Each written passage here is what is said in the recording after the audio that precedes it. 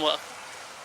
Now, finally, after many years, got my old C10 out here in the sunlight. It's been under that carport for a very long time. Finally got it out so I can get the years of neglect off of it and see what I'm working with.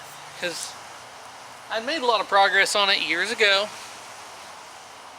and stopped. So I figure out where I am again, get all the years of neglect off. I'm going to put a normal car cover on it, kind of like the one that's right here on this car, cover it up. That way, if it gets wet, it'll dry out. Not a big deal. It's really to keep leaves and debris from getting in the bed of the truck, because that gets, leaves and debris get annoying in the back of the truck. So I'll try to keep that clean. I also try to keep most critters out of the back of the truck. But yeah, I'm gonna clean out the inside, clean out the bed, because there's stuff in both. Some for the truck, some not. So need to get started on it. I'm gonna take the hood off because I'm not running that hood. I'm not getting rid of that hood. No one wants it anyway, but I'm gonna keep the hood. You just sit on top of it. So let's just get to work, taking stuff off, clean it out.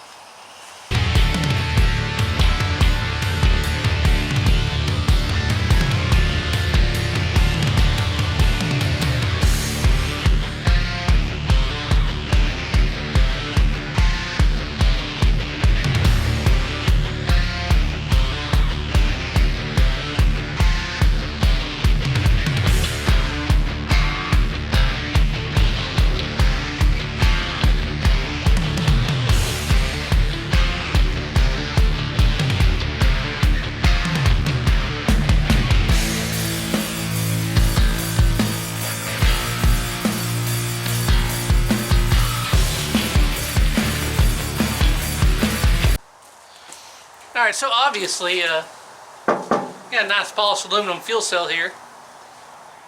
Dusty. Couple stains on it from something. But, that was the initial plan, was to use that.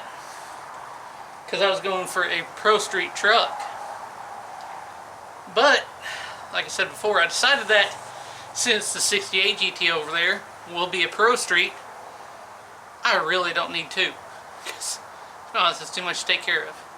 This will be a nice, dependable daily driver truck. So I want my space again. And I am going, obviously, EFI on this build for multiple reasons. I won't get into that yet. I still love carburetors. But it's more of the, how should I put it? The size CFM I would probably need for the engine is probably going to be 850, 870, I think, if I do everything the way I want it to. And I don't want to run a double pumper as on a daily driver, so I'd rather just EFI it at that point. So that's one of the simplest, easiest, one reason anyway. And even if I was to run carbureted, I would now run the under bed mount in between the frame rail fuel tank. So that way I can have my bed space. And honestly, I'd rather have the weight lower to lower the center of gravity anyway, rather than up here.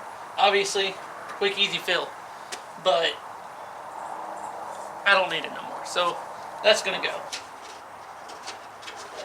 I'm going to leave the hole for now, because I'm trying to figure out on the other tank, since it will be mounted under there, and it's the EFI tank, I want to make sure I got a trap door to service the fuel pump if I ever need to. And I'm not sure how I'm going to fill it yet. Don't necessarily want it here just in case I'm hauling something I can't fill it up. But I may come out this way behind the license plate, something, I don't know, I'll figure that out later. That's further down the road. But now that this thing is finally to the point where I can clean it, I will start washing it off. But I'm pretty sure you're wondering about those seats I pulled out of here. I'll tell you why I got them. Now these seats are out of a Suburban, and these were a universal set with those seats. And the reason I got those is because the back one lines up with the back hole, and all I gotta do is drill a hole in the front on one side, and then all I gotta do is extend this down, and it's gonna be easier than trying to run these universals, because that wasn't very easy last time.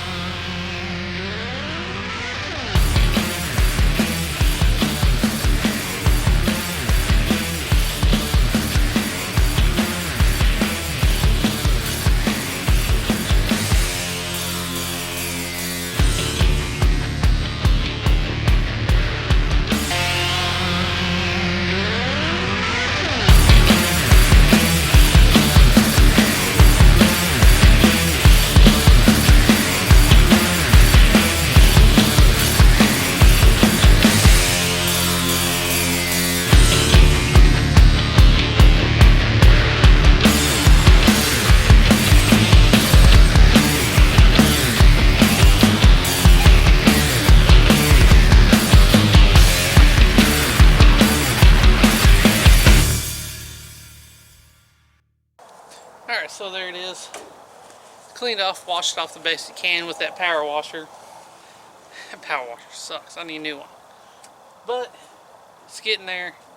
Doesn't need to be cleaned some more, but it's way better than what it was. So, get this back in its hidey hole. That way I can get ready to change the springs, drop the engine in, test fit it and everything, fix the lines, all that good stuff. Try to get it ready for spring where I can actually really go into it and start working on it, because I need to rebed line the bed, rebed line the floor. Obviously, and window's cracked, that's why I really don't care. There's overspray on it, in case you didn't notice. It was primered under the window, but I'll probably pull the window, spray off around it, and put the new window back in. Yeah, I'll probably do a rattle can on this one too. A lot of people don't like that, but you know what? It's affordable. Did it last time. And, well, I just ain't got the money for a high-dollar paint job, so make do with what I got. So, I hope you enjoyed this little episode. As always, thanks for watching.